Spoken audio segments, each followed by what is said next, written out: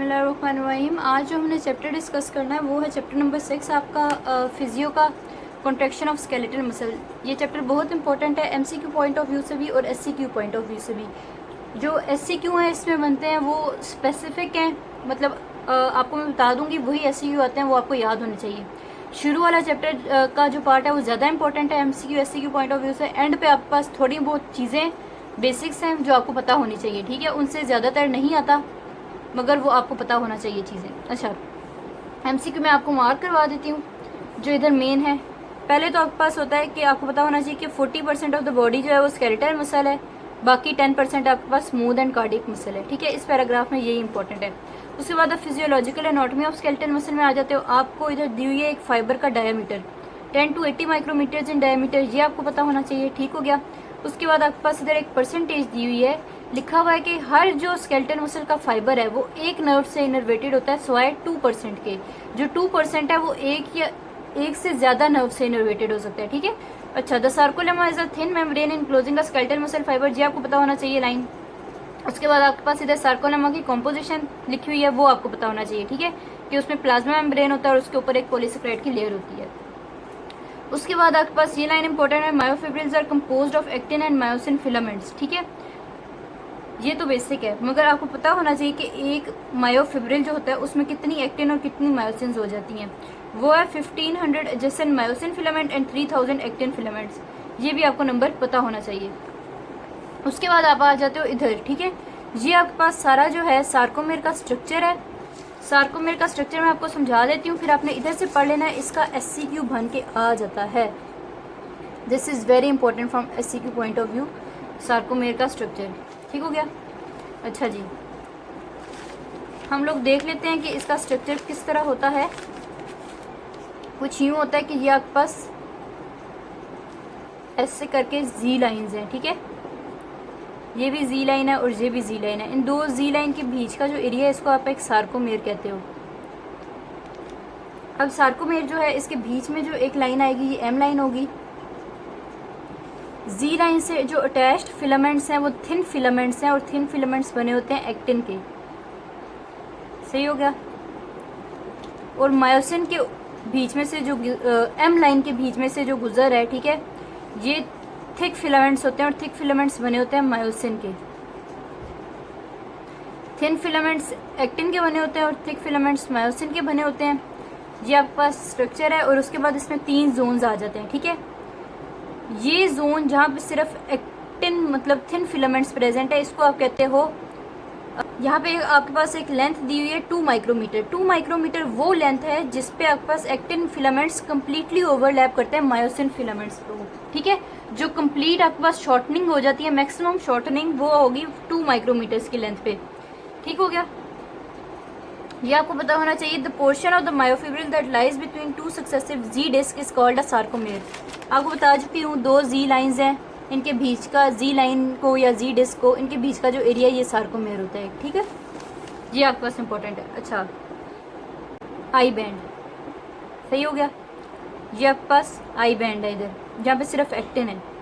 अब ये वाला जोन जहाँ पे सिर्फ मायोसिन प्रेजेंट है या फिर थिक फिलामेंट प्रेजेंट है इसको आप कहते हो as zone.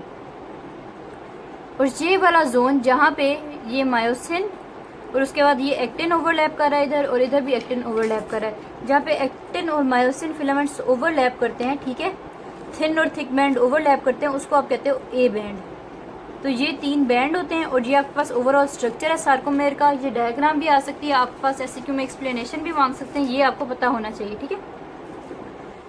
The light bands contain only actin filaments, I band, ठीक है, मैं आपको बता चुकी हूँ। आई बैंड जो है उसमें सिर्फ एक्टिन होगी और थिन फिलामेंट्स का बना होता है। The dark band contain myosin filament as well as the end of the actin filament where they overlap A bands. मैं आपको बता चुकी हूँ एज जोन है, ठीक है। अब एज जोन में सिर्फ मायोसिन है, ठीक है।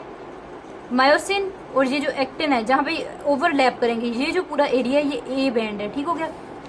और यही बात आपके पास इधर लिखी हुई है।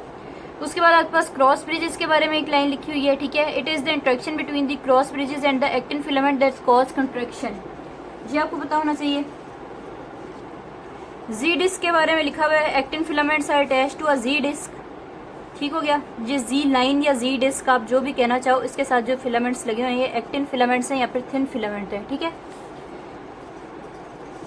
जी। उसके बाद आपके पास लाइन दी हुई है कि Titan filamentous molecule keep the myosin and actin filaments in place. ये आपके पास इंपॉर्टेंट है, ठीक है। इसमें एमसीक्यू आ सकता है और इसमें टाइटन का आपके पास पूछे होगा कि कौन से फिलामेंटस मॉलिक्यूल है जो मायोसिन और एक्टिन को प्लेस में रखते हैं, वो है टाइटन। वो आपके पास इधर ज़्यादा अच्छा आपको समझ आएगा कि one end of the titan molecule is elastic and is attached to the Z disc. The other part of the titan molecule attaches it to the myosin thick filament. ठीक हो गया, ये myosin thick filament है और ये आपके पास क्या है, Z लाइन है और इनके बीच में टाइटन है। अब आपके पास जो चीज़ है वो है sarcoplasm, intracellular fluid between the myofibrils. ठीक हो गया, मायोफिब्रिल्स जो हैं उनके बीच में जो फ्लूइड होगा उसको आप कहोगे सार्कोप्लाज्म, ठीक है। The spaces between the myofibrils are filled with intracellular fluid called sarcoplasm. This is important, ठीक हो गया। Also present are tremendous number of mitochondria that lie parallel to the myofibrils. This is also important, ठीक हो गया, क्योंकि mitochondria जो है वो कॉन्ट्रैक्शन के लिए आपको एटीपी प्रोवाइड करते हैं, ठीक है। और एटीपी जो है आपके पास क्रॉस ब्रिजेस की फॉर्मेशन और उनकी रिलीज़ के लिए बहुत इंपॉर्टेंट होती है, ये आपके पास आगे लिखा हुआ है, ठीक हो गया। अच्छा, उसके बाद आपके पास दिया हुआ है कि sarcoplasmic reticulum is a specialised endoplasmic reticulum of the skeletal muscle. ये सार्कोप्लाज्मिक रेटिकुलम है जो है, इधर से ही आपके पास कैल्शियम निकलता है जो आपके पास आगे कॉन्ट्रैक्शन के लिए इंपॉर्टेंट होता है, ठीक है। तो ये आपके पास लाइन पता होना चाहिए कि आपके पास स्पेशलाइज्ड एंडोप्लाज्मिक रेटिकुलम जो स्केलेटल मसल में उसका नाम है सार्कोप्लाज्मिक रेटिकुलम, ठीक है। अच्छा, this reticulum has a special organisation that is extremely important in regulating calcium storage, release and the uptake. ये जो आपके पास है फंक्शन है सार्कोप्लाज्मिक रेटिकुलम का या फिर उसकी इंपॉर्टेंस है, ये आपके पास वाइवा में आपसे पूछ सकते हैं। The rapidly contracting type of muscle fibres are specially extensive sarcoplasmic reticula, ठीक हो गया। उसके बाद है general mechanism of skeletal muscle contraction. अच्छा, इसको समझना बहुत इंपॉर्टेंट है और ये आपके पास एससीक्यू में आ सकता है एज अ फुल क्वेश्चन, ठीक है। मैकेनिज्म ऑफ स्केलेटल मसल की कॉन्ट्रैक्शन जो है आपसे पूछ सकते हैं। अब हम जो कॉन्ट्रैक्शन है उसको हम एक दफ़ा देख लेते हैं। सपोज करो ये आपके पास एक नर्व है, ठीक है, और ये नर्व आपके पास स्केलेटल मसल को इनर्वेट कर रही है। जूम इन करोगे आप तो कुछ ऐसा स्ट्रक्चर होता है, ये आपके पास स्केलेटल नर्व है, ठीक है, नर्व का एंड है और ये आपके पास स्केलेटल मसल है। इन स्केलेटल मसल के ऊपर एसिटाइलकोलिन गेटेड चैनल्स हैं और ये जो नर्व है इसके अंदर एसिटाइलकोलिन वेसिकल्स हैं। जब आपकी नर्व एक्साइट होती है, ठीक है, या फिर उसकी डीपोलराइजेशन हुई है, तो जो सिग्नल है जब वो नर्व के एंड पे आता है तो ये जो एसिटाइलकोलिन आपके पास वेसिकल्स हैं, ठीक है, ये वेसिकल्स जिनके अंदर एसिटाइलकोलिन है, ये जाके इस स्पेस में जो है आपके पास एसिटाइलकोलिन रिलीज़ कर देते हैं, ठीक है। ये एसिटाइलकोलिन जब रिलीज़ होता है तो ये जाके स्केलेटल मसल पे जो एसिटाइलकोलिन गेटेड चैनल्स हैं इधर जाके बाइंड हो जाता है। जैसे ही एसिटाइलकोलिन गेटेड चैनल्स के साथ एसिटाइलकोलिन बाइंड करता है तो ये चैनल्स ओपन हो जाते हैं और इनकी ओपनिंग की वजह से जो एक्स्ट्रा सेलुलर फ्लूइड में सोडियम था, ये सोडियम अंदर आ जाता है स्केलेटल मसल के। जब ये सोडियम अंदर आएगा स्केलेटल मसल के तो ये जो है डीपोलराइजेशन करवाएगा स्केलेटल मसल की। अब इस डीपोलराइजेशन की वजह से बाकी जो स्केलेटल मसल है पूरा, इसमें जो सोडियम गेटेड चैनल्स हैं, वोल्टेज गेटेड सोडियम चैनल्स जो हैं ये ओपन हो जाएंगे। जैसे ही वोल्टेज गेटेड सोडियम चैनल्स इस स्केलेटल मसल में ओपन हुए हैं तो सारी जो आपके पास स्केलेटल मसल है उसकी डीपोलराइजेशन हुई है। अब डीपोलराइजेशन हुई है, ये डीपोलराइजेशन टी ट्यूब्यूल्स में जाएगी और टी ट्यूब्यूल्स में जाने के बाद ये सार्कोप्लाज्मिक रेटिकुलम में जाएगी और सार्कोप्लाज्मिक रेटिकुलम आगे से कैल्शियम रिलीज करेगा। ये जो कैल्शियम है ये आपके पास जाके कॉन्ट्रैक्शन करवाता है आगे, सही हो गया। एसिटाइलकोलिन है, नर्व की एक्साइटेशन की वजह से एसिटाइलकोलिन रिलीज हुआ, वो एसिटाइलकोलिन बाइंडिंग जो एसिटाइलकोलिन गेटेड जो चैनल्स हैं उधर जाके बाइंड किए स्केलेटल मसल के ऊपर, उसकी वजह से जो है वो चैनल्स ओपन हुए हैं और सोडियम अंदर आया है। सोडियम ने जो है वोल्टेज गेटेड सोडियम चैनल्स हैं उनको एक्साइट किया है और उन चैनल्स को एक्साइट और ओपन करने की वजह से जो है आपके पास डीपोलराइजेशन हो गई है पूरे स्केलेटल मसल में और उस डीपोलराइजेशन जो है वो टी ट्यूब्यूल्स में गई है, टी ट्यूब्यूल से सार्कोप्लाज्मिक रेटिकुलम में गई है, वहाँ से कैल्शियम रिलीज हुआ है और कैल्शियम की वजह से कॉन्ट्रैक्शन आगे आपके पास हो जाती है, ठीक हो गया। ये आपके पास इधर लिखा हुआ है। उसके बाद अब आ जाते हो molecular mechanism of muscle contraction. Molecular mechanisms of muscle contraction जो है, इसमें आपके पास यही लिखा हुआ है कि कॉन्ट्रैक्शन जो होती है उसमें सार्कोमेयर में क्या चेंजेस होते हैं, और जो आपके पास रिलैक्सेशन होती है उसमें आपके पास सार्कोमेयर में क्या चेंजेस होती हैं। ठीक है, जब भी आपके पास सार्कोमेयर रिलैक्स्ड स्टेट में होता है, यहाँ पे हम बनाते हैं, ये आपके पास एक सार्कोमेयर है, ऐसे करके ये जी लाइंस हैं, इनके बीच में जो एरिया है इसको आप एक सार्कोमेयर कहते हो। ठीक हो गया, जी लाइन या जी डिस्क है, इसके साथ एक्टिन फिलामेंट्स अटैच्ड होते हैं। एक्टिन फिलामेंट्स या लाइट फिलामेंट्स आपको ये वो हैं, ये बीच में एम लाइन है, और यहाँ पे आपके पास डार्क थिक फिलामेंट्स हैं जो कि मायोसिन के बने होते हैं। ठीक हो गया, अब आपके पास myosin filament, thick filament interchangeable terms हैं। ठीक है, आप कोई भी यूज़ कर लो इधर, और एक्टिन जो क्या कहते हैं फिलामेंट्स या फिर थिन फिलामेंट्स हैं वो एक ही टर्म है। ठीक है, क्योंकि एक्टिन जो होता है वही थिन फिलामेंट्स बनाता है और मायोसिन जो है वही थिक फिलामेंट्स बनाता है। ठीक है, ये एम लाइन होगी, ये थिक फिलामेंट्स हो गए, ये लाइट फिलामेंट्स हो गए। उसके बाद आपके पास जो है ये आई बैंड है जो सिर्फ एक्टिन का बना हुआ है। सही हो गया, ये एज जोन है जो सिर्फ मायोसिन का बना हुआ है, और ये ए बैंड है जो मायोसिन और एक्टिन दोनों का बना हुआ है, जहाँ पे मायोसिन और एक्टिन की ओवरलैपिंग भी हो रही है। ठीक है, थिक और थिन बैंड की। अब जब भी आपके पास कॉन्ट्रैक्शन होती है, ठीक है, कॉन्ट्रैक्शन हुई तो आपके पास ये जो जी लाइंस हैं ये एक दूसरे के करीब आ जाती हैं। ठीक हो गया, और जो आपके पास एच जोन है ये डिसअपेयर हो जाता है। ये इसलिए डिसअपेयर होता है क्योंकि एक्टिन और मायोसिन की ओवरलैपिंग जो होती है वो इंक्रीज हो जाती है। ठीक है, और उसकी वजह से आई बैंड जो है वो भी शॉर्टन हो जाता है, क्योंकि एक्टिन खाली जो एक्टिन का एरिया है वो कम रहता है और ओवरलैपिंग का जो एरिया है वो इंक्रीज हो गया है। ठीक है, तो ये चेंजेस आती हैं आपके पास। एज जोन डिसअपेयर हो गया है, जी लाइन क्लोजर आ गई है, और आई बैंड शॉर्टन हो गया है, और यही आपके पास इधर भी लिखा हुआ है। ठीक हो गया, अच्छा आगे आपके पास क्या है, molecular characteristics of the contractile filaments. इसमें आपके पास कुछ ये है कि myosin filaments are composed of multiple myosin molecules. ठीक हो गया, यहाँ पे आपको पता होना चाहिए कि each of the myosin molecule का वेट क्या है, 480,000 है। ठीक है, उसके बाद मायोसिन मॉलिक्यूल्स जो होते हैं इस composed of 6 polypeptide chains, 2 heavy chains और 4 light chains. There are 2 free heads at the end of the double helix myosin molecule. यहाँ पे आपके पास वैसे इनमें से SCQ कुछ नहीं आएगा, SCQ आपके पास इधर से आ सकता है कि आपके पास जो चेंजेस है कॉन्ट्रैक्शन और रिलैक्सेशन में वो क्या क्या होती हैं। यहाँ पे आपके पास समझने के लिए सिर्फ दिया हुआ है, यहाँ से SCQ आपके पास आएगा मगर सॉरी MCQ यहाँ से आपके पास आएगा मगर SCQ नहीं आएगा। ठीक है, MCQ आ सकते हैं यहाँ से। The myosin filament is made up of 200 और मोर इंडिविजुअल मायोसिन मॉलिक्यूल्स। या मैं आपको आगे समझाती हूँ कि कैसे, इधर एक्सप्लेनेशन क्या है इसकी। The protruding arms and heads together are called cross bridges. Each cross bridge flexible at 2 points called hinges. ठीक हो गया, the total length of each myosin filament is uniform exactly 1.6 micrometre. ये सारे आपके MCQs हैं, ये आपने भी अंडरलाइन करने हैं। Each successive pair of cross bridge is axially displace from the previous pair by 120 degrees. उसके बाद यहाँ से लेके यहाँ तक आपने रीड कर लेना है। ठीक है, इसकी एक्सप्लेनेशन मैं आपको समझाती हूँ।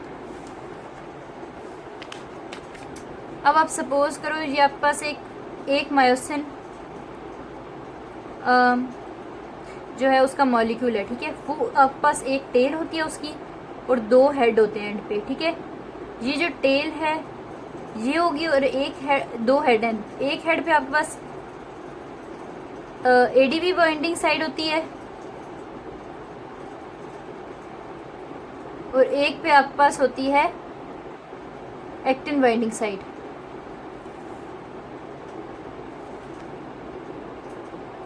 ठीक हो गया, उसके बाद आपके पास आ जाते हैं एक्टिन मॉलिक्यूल्स। एक्टिन मॉलिक्यूल्स ऐसे होते हैं और उनके ऊपर होता है मायोसिन हेड बाइंडिंग साइड। मगर जब आप लाइट और हैवी चेन की बात करते हो, जो आपके पास लाइट और हैवी चेन नहीं, आपके पास जो थिक और थिन फिलामेंट्स हैं, ठीक है, उनकी आप बात कर रहे हो। थिक फिलामेंट जो होता है वो ऐसे मायोसिन है, ठीक है। और जब ये बहुत ज़्यादा मायोसिन जो है ऐसे पड़े हों और एक बंडल बना दे, ठीक है, इन मायोसिन्स के बंडल को आप कहोगे थिक फिलामेंट, ठीक हो गया। और जब ये हेलिक्स की फॉर्म में एक्टिन हो बहुत ज़्यादा, ठीक है, और इन एक्टिन की जो मायोसिन बाइंडिंग साइड है, इनके ऊपर एक मॉलिक्यूल होता है ट्रोपोमायोसिन, ठीक हो गया। और इस ट्रोपोमायोसिन को एक्टिन के ऊपर रखने के लिए ट्रोपोनिन इधर पड़ा होता है। तो ये जो एक्टिन मॉलिक्यूल्स हैं, ट्रोपोमायोसिन है और ट्रोपोनिन है, ये तीनों कंपोनेंट्स आपके पास बना देते हैं थिन फिलामेंट। और यही आपके पास इधर भी लिखा हुआ है, ठीक हो गया। लिखा हुआ है एक्टिन फिलामेंट्स। अब आपको मैंने बताया कि इंटरचेंजेबल टर्म था, आप इधर थिन फिलामेंट्स भी कह सकते हो। एक्टिन फिलामेंट्स और thin filaments are composed of actin, tropomyosin and troponin, ठीक है। एक्टिन ऐसे डबल हेलिक्स बनाए एक्टिन के मॉलिक्यूल ने, उनके ऊपर जो मायोसिन हेड बाइंडिंग साइड है एक्टिन के मॉलिक्यूल्स के ऊपर, उसके ऊपर ट्रोपोमायोसिन है। और ट्रोपोमायोसिन उधर इसलिए प्लेस्ड है एक्टिन के साथ ट्रोपोनिन की वजह से, ठीक है। तो ये जो तीनों चीज़ें हैं, ट्रोपोमायोसिन, ट्रोपोनिन और एक्टिन मॉलिक्यूल्स, ये आपके पास थिन फिलामेंट्स बनाते हैं।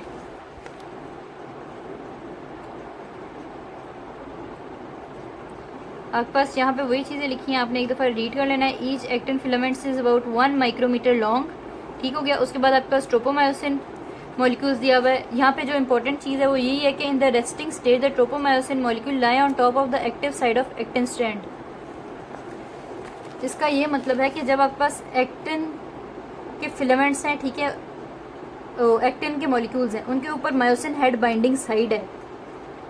जब रेस्टिंग स्टेट होती है मसल की, तो आपके पास जो ट्रोपोमायोसिन है वो इन मायोसिन हेड बाइंडिंग साइड को कवर करता है, ठीक है, ट्रोपोमायोसिन। और वो इसलिए कवर करता है क्योंकि इधर ट्रोपोनिन होता है, ठीक है। जैसे ही आगे ट्रोपोनिन के साथ कैल्शियम बाइंड करता है तो ट्रोपोनिन की मूवमेंट होती है, उस ट्रोपोनिन की मूवमेंट की वजह से ट्रोपोमायोसिन की भी मूवमेंट होती है। और ये जो एक्टिन है, इसके ऊपर जो मायोसिन हेड बाइंडिंग साइड है वो फ्री हो जाती है, एक्सपोज हो जाती है, और फिर इधर आके मायोसिन बाइंड कर देता है, उसकी वजह से कॉन्ट्रैक्शन होती है।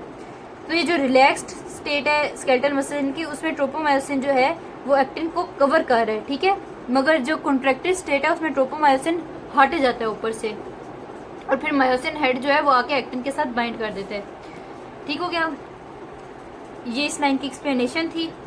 Troponin and its role in muscle contraction. इधर आपके पास जो 3 टाइप की ट्रोपोनिन है, ट्रोपोनिन आई, ट्रोपोनिन टी और ट्रोपोनिन सी, ठीक है, ये आपको पता होना चाहिए। ट्रोपोनिन का जो मॉलिक्यूल है वो कुछ इस तरह होता है, ठीक है।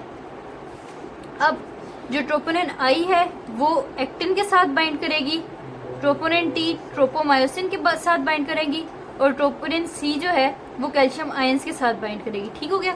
तो एक जो है वो आपके पास एक्टिन के साथ बाइंड करेगी, एक ट्रोपोमायोसिन के साथ बाइंड करेगी, और एक जो है कैल्शियम के साथ बाइंड करेगी। और इसी की वजह से आपको इनको रिस्पेक्टिवली ट्रोपोनिन आई, टी और सी कहते हो, ठीक हो गया। ये आपके पास इंपॉर्टेंट है। और इधर जो इंपॉर्टेंट लाइन है एमसीक्यू में वो आपके पास आ जाती है, the strong affinity of the troponin for calcium ion is believe to initiate the contraction process. Contraction process किसकी वजह से इनिशिएट होता है? वो इनिशिएट होता है कैल्शियम आयंस की वजह से, जब वो जाके ट्रोपोनिन पे बाइंड करते हैं, ठीक है। ये एमसीक्यू के पॉइंट ऑफ व्यू से इंपॉर्टेंट है। Interaction of 1 myosin filament 2 actin filaments and the calcium ions to cause contraction. कितने हो गए? 1 myosin filament, 2 actin filament and calcium ion to cause contraction. ये आपको पता होना चाहिए।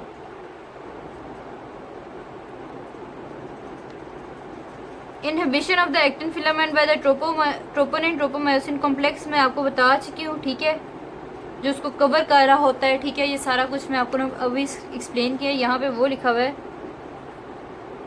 ये आपको पता होना चाहिए। Activation of the actin filament by calcium ion, ये भी मैं आपको बता चुकी हूँ कि ट्रोपोनिन जो है उस पर जाके कैल्शियम आयन बाइंड करेंगे, तो जब वो बाइंड करेंगे वो मूव होगा, और एक्टिन के ऊपर जो है उसकी मायोसिन बाइंडिंग साइड जो है वो एक्सपोज हो जाएगी। इसको आप कहते हो एक्टिवेशन ऑफ एक्टिन फिलामेंट, ठीक है। जी मैं आपको सारा एक्सप्लेन कर चुकी हूँ। और उस मायोसिन हेड बाइंडिंग साइड पे आके मायोसिन लगेगा और कॉन्ट्रैक्शन होगी, ठीक है। अब interaction of the activated actin filament and the myosin cross bridges the walk along theory of contraction. This is very important, ठीक है। इसको मैं आपको एक सिंपल वे में एक्सप्लेन करूँगी, ठीक है, और आपने फिर यहाँ से पढ़ लेना है। आप सपोज करो मैंने आपको बताया कि सार्कोमेर था, इधर एम लाइन है और यहाँ पे आपके पास जी लाइन है। जी लाइन के साथ एक्टिन बाइंड था, ठीक है, एक्टिन थिन फिलामेंट्स बाइंड थे, और यहाँ पे आपके पास जो है थिक फिलामेंट्स या मायोसिन के जो बने हुए हैं वो प्रेजेंट है, ठीक है, और यहाँ पे थोड़ी सी ओवरलैपिंग हो रही है। आपको पता है कि जो सार्कोमेर है वो शॉर्टन हो जाता है कॉन्ट्रैक्शन में, ठीक है, ये जो दो जी लाइंस होती हैं ये एक दूसरे के करीब आ जाती हैं। अब यहाँ पे जो क्रॉस ब्रिजेस और हिंजेस की बात लिखी हुई है वो ये है कि जब आपके पास कैल्शियम आके ट्रोपोनिन पे बाइंड हो गया, ठीक है, ट्रोपोनिन पे बाइंड हो गया और ट्रोपोनिन मूव किया है, उसकी वजह से ट्रोपोमायोसिन मूव हुआ है और एक्टिन के ऊपर जो मायोसिन हेड बाइंडिंग साइड थी वो एक्सपोज हुई है। जैसे ही वो myosin head binding side expose हुई है तो मायोसिन जो है वो इधर आके बाइंड हो गया। अब सपोज करो ये मायोसिन है, इसके दो हेड हैं, एक हेड आके इधर एक्टिन के साथ बाइंड हो गया है थिन फिलामेंट पे, इसने इधर से इसको पकड़ा है और अंदर की तरफ खींचा है, ठीक है, इधर से इसको पकड़ा है अंदर की तरफ खींचा है, ठीक है। ये आपके पास जो बाइंडिंग है इसको आप एक क्रॉस ब्रिज कहोगे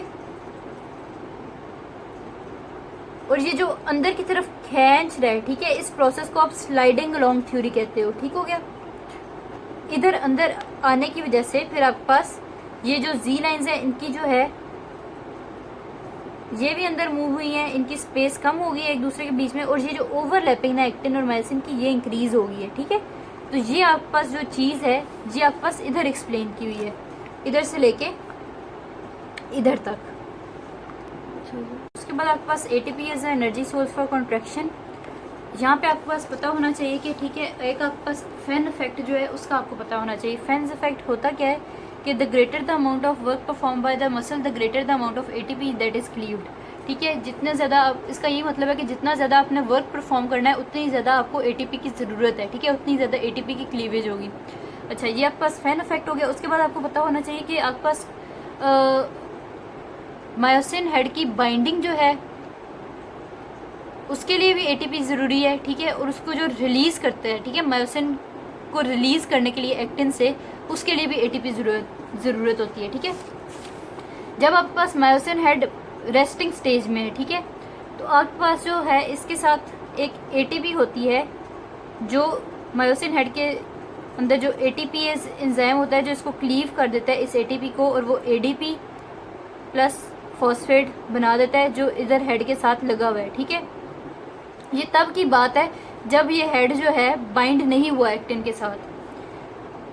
जब ये हेड जो है एक्टिन के साथ बाइंड कर देता है, ठीक है, और एक पावर स्ट्रोक हो जाती है, मतलब इसको अंदर की तरफ पुल करता है एक्टिन को, ठीक है, और ये मूवमेंट होती है, ठीक है, कॉन्ट्रैक्शन मतलब जो मैं आपको ऊपर सारा समझा चुकी हूँ।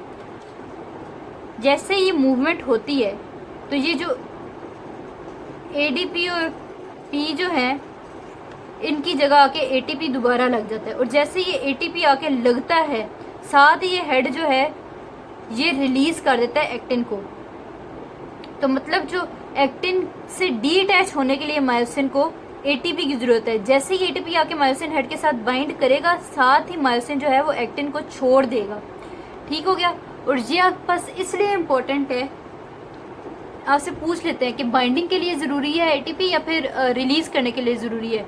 दोनों के लिए ज़रूरी है। अच्छा जी, ये एटीपी जो है, ठीक है, ये डीअटैचमेंट के लिए क्यों ज़रूरी है? ये इसलिए ज़रूरी है कि जब आपकी डेथ हो जाती है, ठीक है, डेथ हो जाती है तो आपके पास एटीपी बनना ख़त्म हो जाती है। एटीपी बनना ख़त्म हो गई है तो मतलब वो एटीपी आके मायोसिन के साथ बाइंड नहीं करेगी, मायोसिन हेड के साथ, और जब तक वो मायोसिन हेड के साथ बाइंड नहीं करेगी तो मायोसिन हेड जो है वो एक्टिन से रिलीज नहीं हो सकता, और वो रिलीज नहीं हो सकता तो ये मसल जो है वो कॉन्ट्रैक्टेड स्टेट में रहता है, और इस कॉन्ट्रैक्टेड स्टेट को आप कहते हो राइगर मोर्टिस।